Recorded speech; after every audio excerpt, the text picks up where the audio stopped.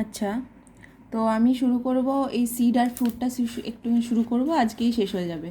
ঠিক আছে, sexual reproduction আজকে শেষ হয়ে যাবে। তার আগে এখানে কটা ডিফারেন্স দেওয়া ছিল, let me just go through them in case তোদের যদি কোনো প্রবলেম থাকে। ডাইকট এমব্রায়ো দেখ, ডাইকট এমব্রায়ো আছে basal cell by repeated division forms a 7-8 cell suspensor. Basal cell এখানে রিপিটেড ডিভিশন করে সাসপেন্সার করেছিল, মনে আছে? ওই লাঠিটা মনে আছে কি? এই ছিল তোর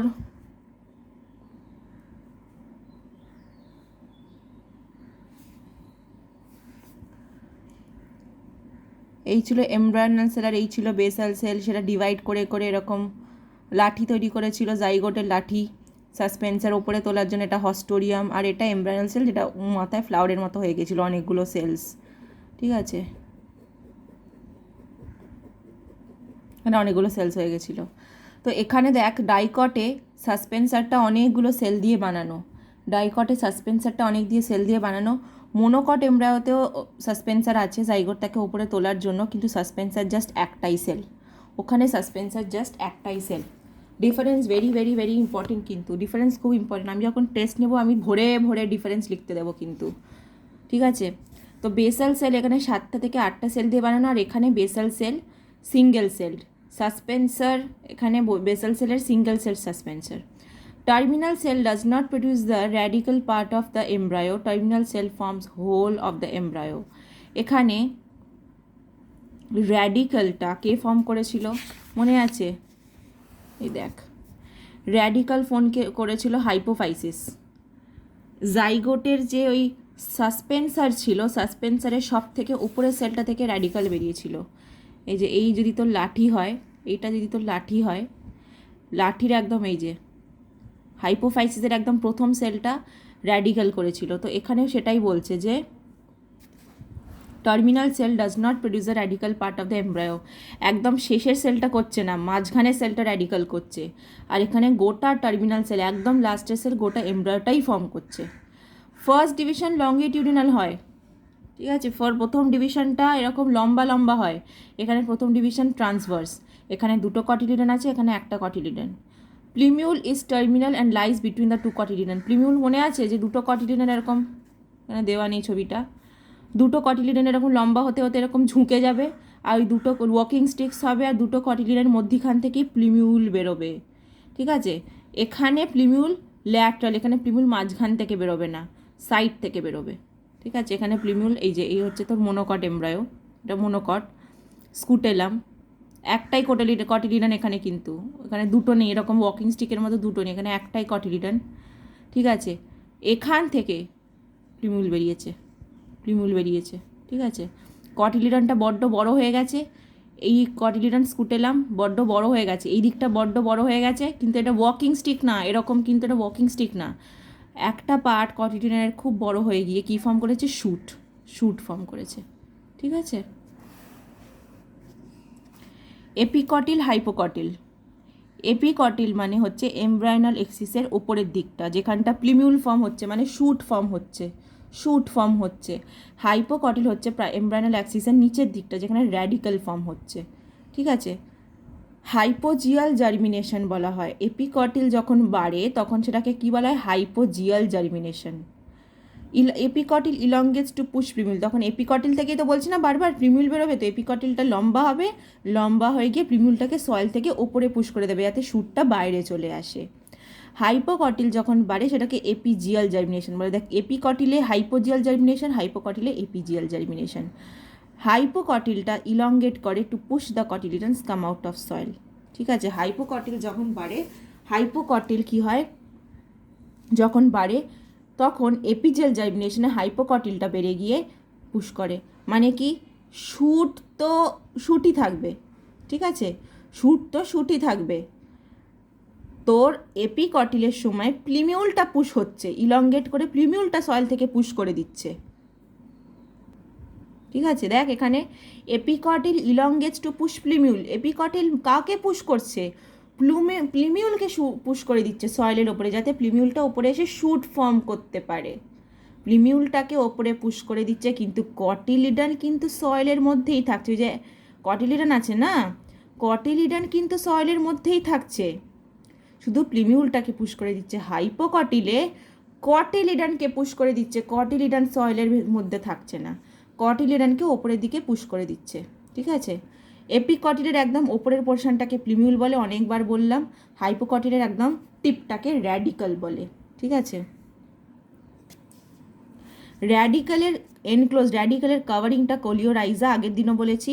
আর তোর প্লিমিউলের কাভারিং, এই যে শুট অ্যাপেক্স বা প্লিমিউলের কাভারিং হচ্ছে কোলিওপটাইল। কোলিওরাইজা সলিড স্ট্রাকচার, কিন্তু কোলিওপটাইলে পোর আছে, ছোটো ছোটো গর্ত আছে। কোলিওরাইজা সয়েলে থাকে আর নন গ্রিন। কোলিওরাইজা তো রুটের পোর্শন, কি বললাম আমি, রুটের কাভারিং হচ্ছে কোলিওরাইজা। তো রুটের পোর্শন যখন অবভিয়াসলি সয়েলের ওপরে আসবে না, সয়েলের মধ্যেই থাকবে। আর সয়েলের মধ্যে যদি থাকে তাহলে তোকে ফটোসিনথেসিসও করতে হবে না, তাই ওকে গ্রিনও হতে হবে না, তাই ওটাকে কী বলা হচ্ছে, নন গ্রিন। আর coleoptile after emergence from soil becomes green. আর কোলিওপটাইল তো শুটের পোর্শন, সে তো আর সয়েলে থাকবে না, সে সয়েল থেকে ওপরে উঠে আসবে।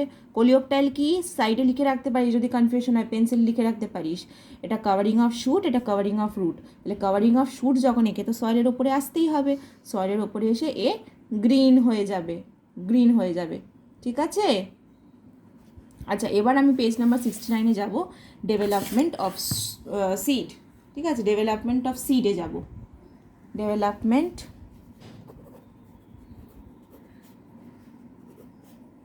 Of seed.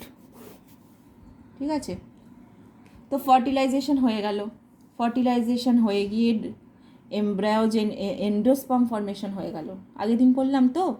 এন্ডোস্পার্ম ফর্ম হয়ে গিয়ে এমব্রায়ো ডেভেলপমেন্টও হয়ে গেল, দেখলি এক্ষুনি।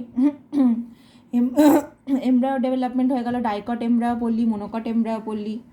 এবার সব হয়ে গেল, বাদ বাকি পোর্শনগুলোর কি হবে, ওই যে একটা তোর সিডে মানে সিড ফর্মেশন যে হবে, বাদ বাকি তুই যখন এমব্রায়ো স্যাক পড়ছিলি তার মধ্যে নিউসেলাস ছিল, মনে আছে একটুও? সব তো ভুলে খেয়ে নিয়েছিস। এরকম ইন্টেগুমেন্টস ছিল, মনে আছে? দুটো ইন্টেগুমেন্টস হলে বাইটেকমিক, না থাকলে অ্যাটেকমিক, একটা থাকলে ইউনিটেকমিক ইন্টেগুমেন্টস। তাহলে একটা ওই যখন তোর ওভিউল পড়ছিলি, ওভিউল ওভারি পড়ছিলি, এগুলো কি, এটা কিসের পোর্শন সেটা আমি মনে আছে কি? এ হচ্ছে স্টাইল, এ হচ্ছে মাথায় স্টিগমা, এ হচ্ছে নিচে ওভারি, আর এইটাই এর ভেতরে ছিল, মনে আছে? আর যেটা ভেতরে সেটাকেই বলা হতো ওভিউল, যেটা ভেতরে সেটাই হচ্ছে ওভিউল, আর এই গোটাটা কি, ওভারি। তো এই ওভিউলের কী হবে, এই ওভারির কী হবে, এই ইন্টেগুমেন্টের কী হবে? আর এখানটার ওপরটা নিউসেলাস ছিল, যেখানে প্রচণ্ড স্টোরড ফুড থাকতো। যদি না মনে পড়ে নিউসেলাস দেখ, আমি পড়িয়েছিলাম, ডায়াগ্রাম দেখ, বই উল্টে, যেখানে সেই প্রথম ওভিউল ওভারি পড়িয়েছি সেখানেই লেখা আছে। আমি বলে দিচ্ছি পেজ নাম্বার, যদি মনে না পড়ে নিউসেলাস কী ছিল, মাইক্রোপাইল কী ছিল, এইসব যদি মনে না পড়ে এক্ষুনি আগে উল্টে দেখ। দাঁড়া আমি বলে দিচ্ছি পেজ নাম্বার।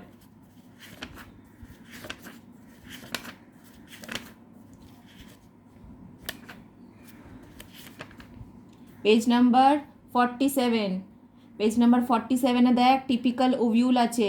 তো এই ওভিউলের স্ট্রাকচারে দেখ, ওপরটা ওই ভর্তি পোর্শনটা নিউসেলাস, যেখানে স্টোরড ফুড থাকতো ফর এমব্রায়ো। ঠিক আছে, ওপরটা চালাজাল এন্ড, নিচেরটা মাইক্রোপাইলার এন্ড। আগের দিন জিজ্ঞেস করেছিলে একজন, তো কোনটা চালাজাল কোনটা মাইক্রোপাইলার? তো ওপরে চালাজাল এন্ড, নিচটা মাইক্রোপাইলার এন্ড। নিচ মানে কি, হোয়াট ইজ নিচ? আমি তো এটা ঘুরিয়ে দিলে ওপরটা নিচ হয়ে যাবে, নিচটা ওপর হয়ে যাবে। নিচ বলতে, মাইক্রোপাইলার এন্ড বলতে যেখান দিয়ে পোলেন টিউব ঢুকবে, যেখান দিয়ে মেল গ্যামেট ঢুকবে, সেটা হচ্ছে মাইক্রোপাইলার এন্ড। ঠিক আছে, অ্যাকচুয়ালি কিন্তু পোলেন টিউব অন্য অনেক জায়গা থেকে ঢুকতে পারে, সেগুলো পড়ানো হয়নি, সেগুলো তোদের চ্যাপ্টারে নেই, সরি চ্যাপ্টারে আছে, তোদের সিলেবাসে নেই। পেজ নাম্বার 50-তে আছে, অনেক ধরনের ওভিউল হয়, অন্য জায়গা দিয়েও তোর পোলেন টিউব ঢুকতে পারে, কিন্তু তোদের সিলেবাসে আছে এইটা, যেটা হচ্ছে মাইক্রোপাইলার এন্ড দিয়ে পোলেন টিউব ঢোকে। তাহলে তুই যদি এই ডায়াগ্রামে দেখিস, নিউসেলাস আছে, ইন্টেগুমেন্ট আছে, দেখ তিনখানা কাভারিং আছে, হাইলাম আছে। হাইলাম কি দেখ, হাইলামটা দেখ, হাইলাম হচ্ছে ফিউনিকল, ফিউনিকল মানে স্টকটা যেখান দিয়ে ওভিউলটা আটকানো থাকে। হাইলাম হচ্ছে ফিউনিকল, যেখানে ওভারির সাথে ওভিউলটার সাথে যেখানে আটকে আছে, সেটাই হচ্ছে হাইলাম। ফিউনিকল আর ওভিউল যেখানে আটকে আছে সেটাই হচ্ছে হাইলাম, ঠিক আছে। তো এই এতগুলো জিনিসের কি হবে, ভেতরে যদি এমব্রায়ো ফর্মেশন হয়ে যায়, এদের সবার কাজ কি ছিল, এতদিন এদের সবার কাজ ছিল এমব্রায়োর প্রোটেকশন করে, এমব্রায়োকে বড় করা, সব করা। তো ওয়ান্স দিস থিংস আর ডান, এবার সব কটা জিনিসের কি হবে, সব থেকে ইম্পর্টেন্ট আগে যেটা মনে রাখতে হবে যে ওভিউলটা হয়ে যাবে, এটা অনেক আগেও বলেছি অনেকবার, ওভিউলটা হয়ে যাবে সিড। তুই যে আম খাস, আমের ভেতরে যে সিড থাকে ওটা একসময় কী ছিল, ওভিউল ছিল। ওটা একসময় ওভিউল ছিল, ঠিক এরকম দেখতে। ও পরে গিয়ে যখন এমব্রায়ো ফর্মেশন হয়ে গেছে, এমব্রায়ো যখন বড় হয়ে গেছে, তখন তারপর গিয়ে এই ওভিউলটা কি করেছে, এরকম আমের ভিতরে সিড হয়ে গেছে। তো আমের ভিতরে যদি সিড হয়ে থাকে তাহলে উপরে আমের পোর্শনটা কী ছিল, যেটা পরে এরকম আম হয়ে গেল, এত সুন্দর যে মিষ্টি খেতে, এই জিনিসটা আগে কি ছিল, সে ছিল ওভারি। এই যে ওভারি, এই বাইরের পোর্শনটা তোর এডিবল, এডিবল আম, আর ভেতরের পোর্শনটা সিড হয়ে গেছে। তাহলে ওভারি কি হয়ে যায়, ফ্রুট। ওভিউল হয়ে যায় সিড, ওভারি হয়ে যায় ফ্রুট, বাদ বাকি আরও অনেক জিনিস হয়ে যায়। বাদ বাকি কি, প্রথমত তো জানিস জাইগোট। জাইগোট মানে কি, সেই মেল গ্যামেট এগটাকে ফার্টিলাইজ করেছিল, জাইগোটটা তো হয়ে যায় এমব্রায়ো, জানিসই। আচ্ছা, মনে আছে মাঝখানে যে এন্ডোস্পার্ম নিউক্লিয়াস পেন বা প্রাইমারি এন্ডোস্পার্ম নিউক্লিয়াসটা, যেটা 3N ছিল, সেটা কি হয়ে যায়, এন্ডোস্পার্ম টিস্যু হয়ে যায় বলতে পারিস। এটা নিউট্রিশন দেয়, গ্রোয়িং এমব্রায়োকে নিউট্রিশন দেয়। কতবার বলবো, সেই মনে আছে ডাইকোটোমিতে এন্ডোস্পার্ম এখানে ছিল, তো জাইগোটের লাঠি দিয়ে জাইগোট ওপরে উঠে গেছিলো এর থেকে খাবার নিতে। তো এন্ডোস্পার্ম কি, এন্ডোস্পার্মের জন্মই ওই জন্য, এই যে ডাবল ফার্টিলাইজেশনে 2N এর সাথে N হয়, 2N এর সাথে N জুড়ে যে 3N হয়, এর জন্মটাই কিসের জন্য, যাতে পরে গিয়ে এন্ডোস্পার্ম হয়ে ও এমব্রায়োকে নারিশমেন্ট দিতে পারে, ঠিক আছে।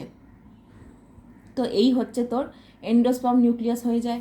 আচ্ছা, এই নিউসেলাসটা কি হয়, এই নিউসেলাস আমি আগের পাতাতেও দেখালাম, নিউসেলাস এখানটা, নিউসেলাস কি হয় আমি আগের দিনও পড়িয়েছি, এটা আমি আগের দিনও পড়েছি।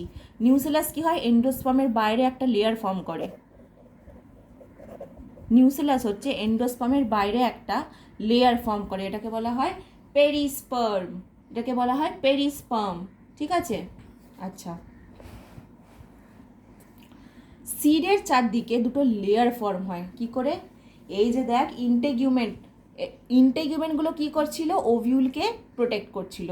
এখন ওভিউল হয়ে গেছে সিড, সিডকে এবার কারা প্রোটেক্ট করবে, ওভিউল যতদিন ছিল ওভিউলকে প্রোটেক্ট করছিল ইন্টেগুমেন্ট, ওভিউল হয়ে গেল সিড, ইন্টেগুমেন্ট হয়ে যাবে সিড কোট। ওভিউলের চারদিকে কাভারিং কোটের মতোই আছে, এখন ওভিউল হয়ে গেছে সিড, তাহলে এইগুলো কি হয়ে যাবে, সিড কোট, ঠিক আছে। জেনারেলি দুটো ইন্টেগুমেন্ট থাকে, তাহলে আউটার ইন্টেগুমেন্টটা আউটার সিড কোট, ইনার ইন্টেগুমেন্টটা ইনার সিড কোট বলা যায়। তো আউটার ইন্টেগুমেন্টটা অ্যাকচুয়ালি আউটার সিড কোট বলেন, ওটার একটা নাম আছে, মনে রাখতে হবে। আউটার ইন্টেগুমেন্ট, বা তুই মনে রাখার জন্য এখন আমি লিখে রাখছি যাতে মনে থাকে তোদের, আউটার ইন্টেগুমেন্ট বা আউটার সিড কোটটাকে বলা হবে টেস্টা, আর ইনার ভেতরের কোটটাকে বলা হবে টেগমেন্ট। বলা হবে না, মানে এ ফর্ম করে যাবে, আস্তে আস্তে ও ডেভেলপ করবে, এন, টেগমেন্ট, TEGMEN, ঠিক আছে। তাহলে ওভিউলটা হয়ে গেল সিড, আর ওভিউলের বাইরে যে প্রোটেক্ট করছিল তারা হয়ে গেল টেস্টা, টেগমেন্ট, ঠিক আছে।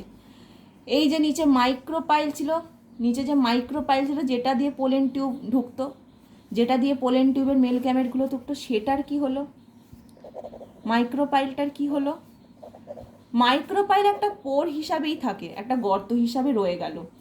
সেই পোর দিয়ে কি ঢুকবে, অক্সিজেন ঢুকবে, ওয়াটার ঢুকবে। অক্সিজেন ওয়াটার কেন ঢুকবে, গ্রোয়িং এমব্রায়োর তো নিঃশ্বাস নিতে লাগবে, গ্রোয়িং এমব্রায়ো, তো গ্রোয়িং এমব্রায়ো ওই গর্তটা দিয়ে অক্সিজেন ঢুকবে, জল ঢুকবে, ঠিক আছে। তো ও মাইক্রোপাইল একটা গর্ত ছিল, মাইক্রোপাইল একটা গর্তই থেকে যায়।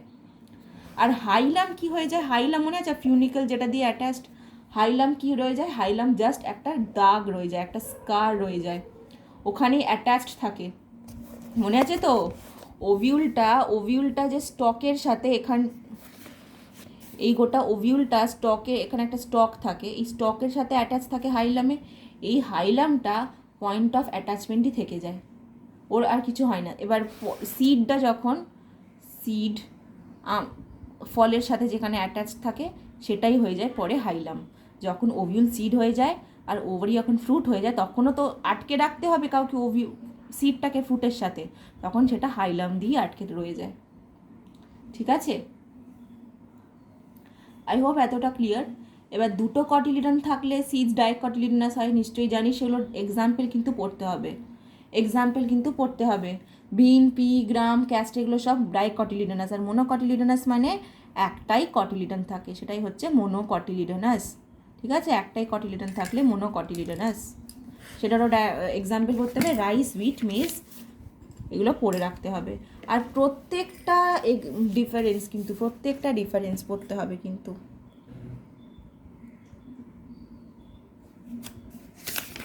আচ্ছা, এখানে দেখ, ডাইকট সিড আর মোনোকট সিডের মধ্যে ডিফারেন্স আছে।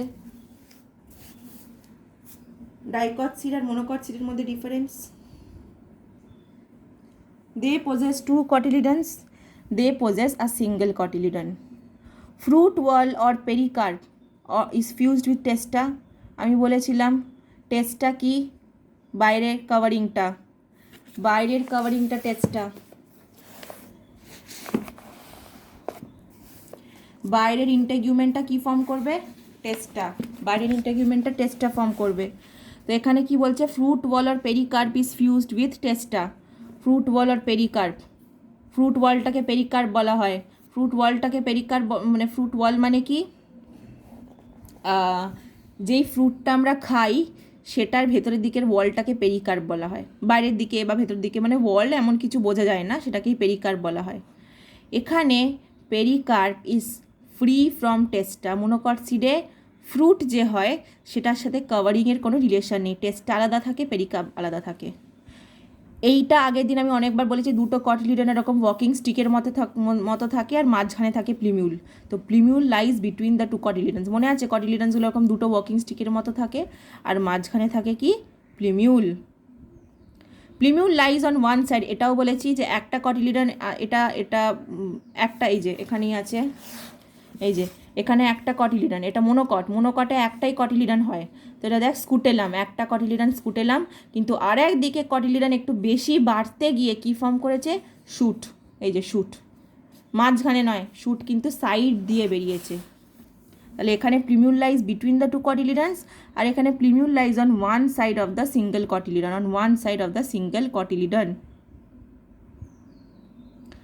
These are non endospermic seeds. Non endospermic মানে এন্ডোস্পার্মটাকে ওরা আর বাঁচিয়ে রাখে না। ফেট অফ এন্ডোস্পার্মে দেখ লেখা আছে নন এন্ডোস্পার্মিক কি, এন্ডোস্পার্মিক কি। অনেক সময় কি হয়, এই কটিলিডনসগুলো, এই গ্রোয়িং এমব্রায়োটা যদি গোটা নারিশমেন্ট এন্ডোস্পার্ম থেকে নিয়ে থাকে তাহলে তো এন্ডোস্পার্ম শেষ হয়ে যাবে। তখন এন্ডোস্পার্ম যদি শেষ হয়ে যায় ফার্টিলাইজেশনের পর, মানে যখন জার্মিনেশন হয় তখন যদি শেষ হয়ে যায়, তখন সেটাকে বলা হয় নন এন্ডোস্পার্মিক সিডস। আর একটা সিডে এন্ডোস্পার্মের মতো রয়ে যায়। গ্রোয়িং এমব্রয়ো পুরো এন্ডোস্পার্মটা ইউজ করে ফেলে না, তখন এন্ডোস্পার্মটা থেকে যায়, তখন সেটাকে বলা হয় এন্ডোস্পার্মিক সিড।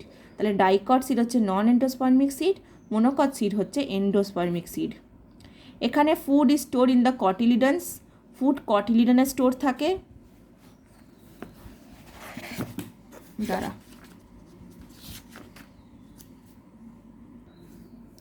হ্যাঁ, এখানে তাহলে ফুডটা কটিলিডনসে স্টোর থাকে, মানে এন্ডোস্পার্ম থেকে তো সব ফুড নিয়ে বাকি ফুডটা যা থাকে সেটা কটিলিডনে স্টোর করে নেয়। আর এখানে এন্ডোস্পার্মেই ফুড রয়ে যায়, তবেই না এটা এন্ডোস্পার্মিক সিড বলা হয়। এগুলো এন্ডোস্পার্মিক সিড কেন বলা হয়, কারণ এন্ডোস্পার্ম রয়ে যায়, তাহলে food is store in endosperm. ঠিক আছে, ডাইকট সিডে চালাজা, হাইলাম, মাইক্রোপাইল এগুলো ভেরি ক্লিয়ারলি ভিজিবল থাকে। ঠিক আছে, কিন্তু এখানে নো হাইলা, চালাজা আর মাইক্রোপাইল সিডে পাওয়া যায়। এখানে স্পেশাল কাভারিং প্লিমিউলার র্যাডিক্যালের ওপর থাকে না। কোলিওরাইজা কি ডাইকট এমব্রায়োজেনিতে কোথাও পেয়েছিস যেখানে লেখা আছে? কোথাও পাবি না কিন্তু। ডাইকট সিডে কিন্তু কোলিওপ্টাইল কোলিরাইজা থাকেই না, কোনো কাভারিং থাকে না, শুধুমাত্র মোনোকট সিডে থাকে। র্যাডিক্যালের ওপর কোলিওরাইজা, প্লিমুলারের ওপর কোলিওপ্টাইল। বেশিরভাগ সময় এক একটা ডাইকট সিডে কিন্তু দেখা যায়, এক একটা ডাইকট সিডে দেখা যায়, কিন্তু বেশিরভাগ সময় ডাইকট সিডে দেখা যায় না, মোনোকট সিডেই দেখা যায়। র্যাডিক্যাল আর প্লিমুলারের ওপর কাভারিং, র্যাডিক্যালের ওপর কোলিওরাইজা, প্লিমুলারের ওপর কোলিওপ্টাইল। ঠিক আছে, এই স্ট্রাকচারটা কিন্তু সিলেবাসে নেই।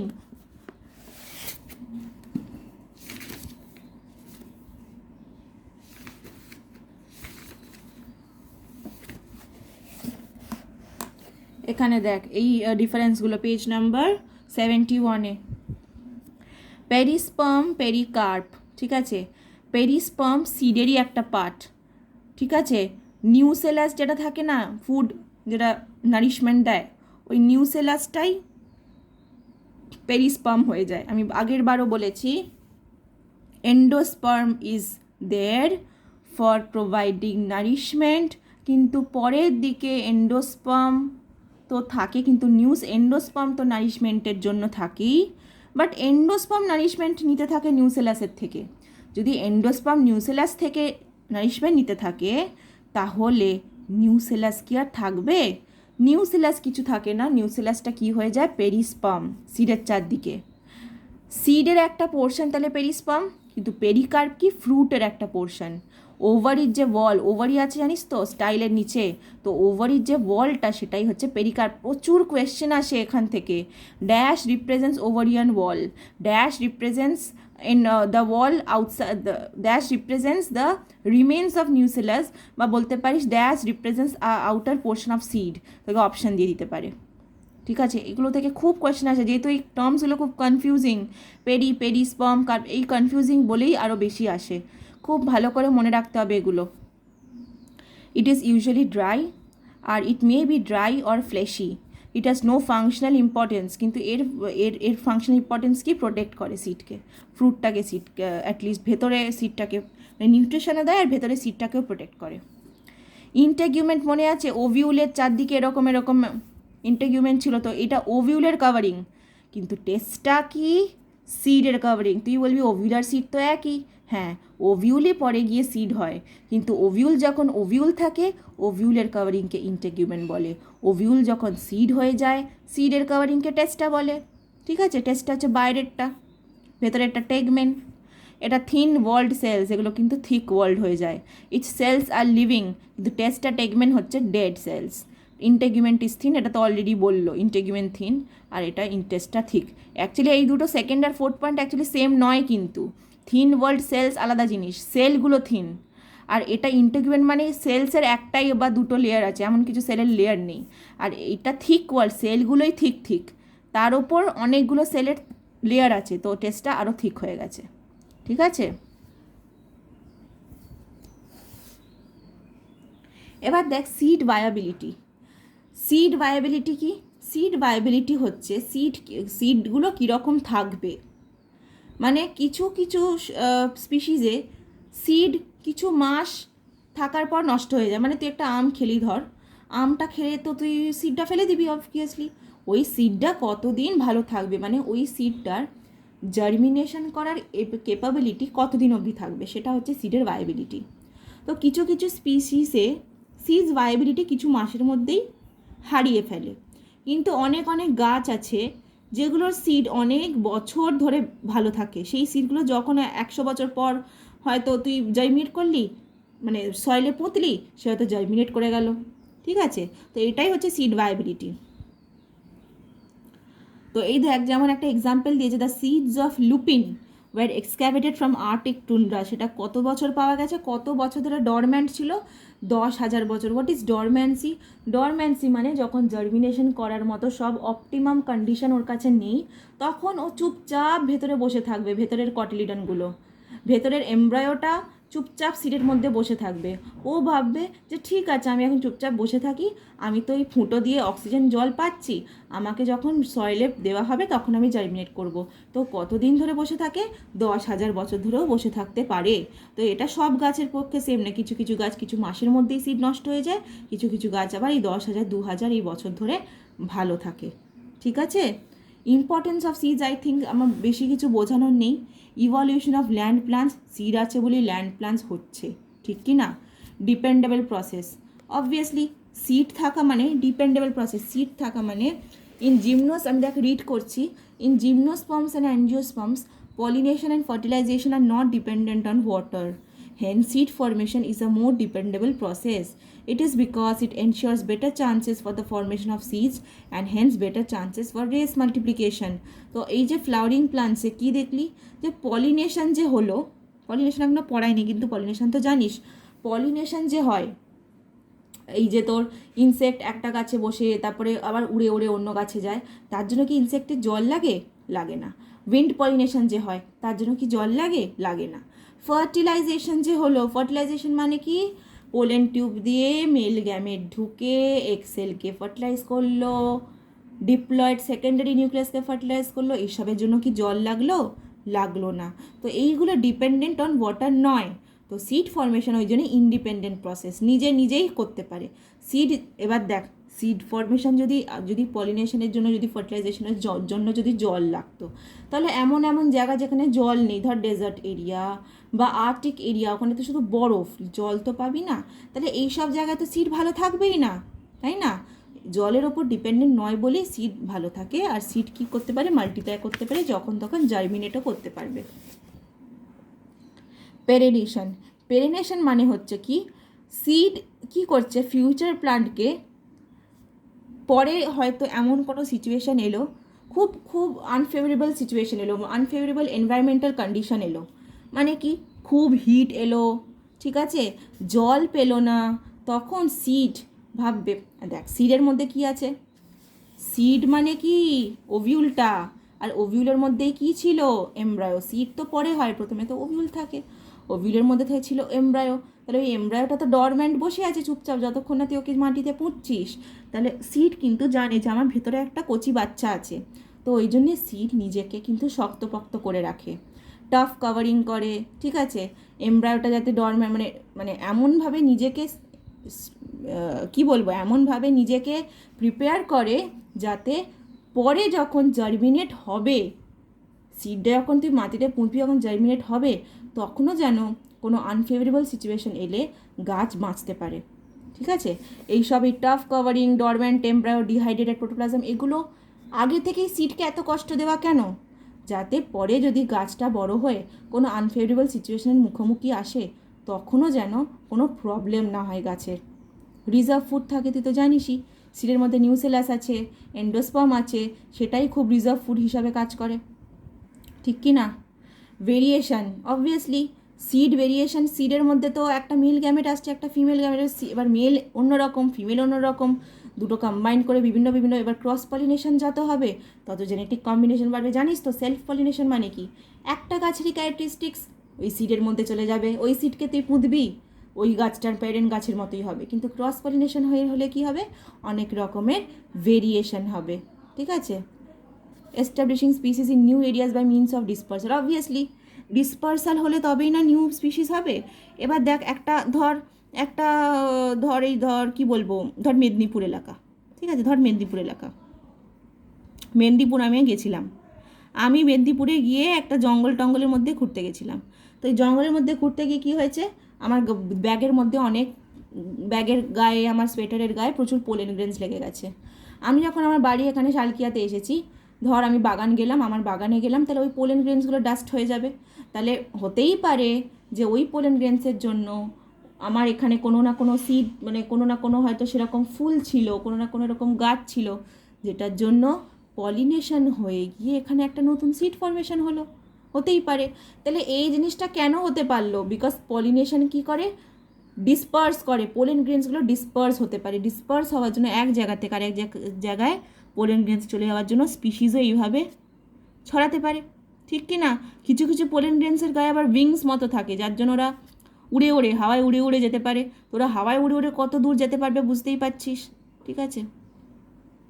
আর এখানে কিছু নেবার নিজে পড়ে দেখবি, খুব সিম্পল জিনিস আছে।